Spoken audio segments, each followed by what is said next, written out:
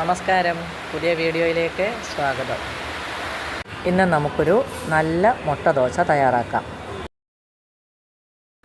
ചെറിയ കഷ്ണം ഇഞ്ചി, ഒരു വലിയ സവാള, ഒരു പച്ചമുളക്, നന്നായിട്ട് എരിവുള്ള പച്ചമുളകാണ്, അതാണ് ഒരെണ്ണം എടുത്തത്. ഇത്രയും സാധനങ്ങൾ ചെറുതായിട്ട് അരിഞ്ഞെടുക്കുക. ഇതിലേക്ക് ഒരു തക്കാളി കൂടി ചെറുതായിട്ട് അരിഞ്ഞിടുക. മല്ലിയില ഉണ്ടെങ്കിൽ അരിഞ്ഞിടുക. അതുപോലെ തന്നെ കറിവേപ്പിലയും അരിഞ്ഞിടുക. 4 മുട്ട എടുത്തിട്ടുണ്ട്. ആവശ്യത്തിന് ഉപ്പ് ചേർക്കുക.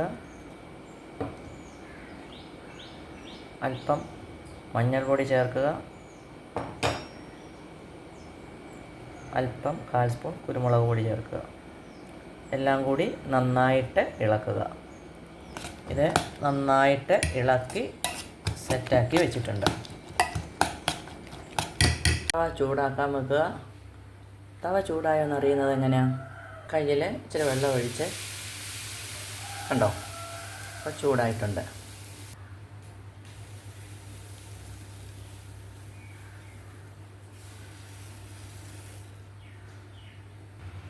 ഓവർ നെയ്യൊന്നും ഒഴിക്കേണ്ട, കുറച്ച് നെയ്യ് ഒഴിക്കുക.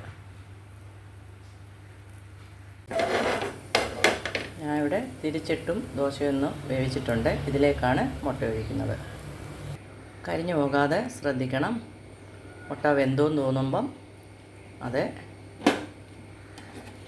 ഇങ്ങനെ മടക്കി ഒന്ന് വെക്കുക.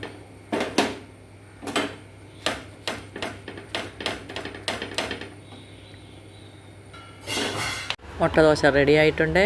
തേങ്ങാ ചമ്മന്തിയോ തക്കാളി ചമ്മന്തിയോ കൂട്ടി കഴിക്കാം.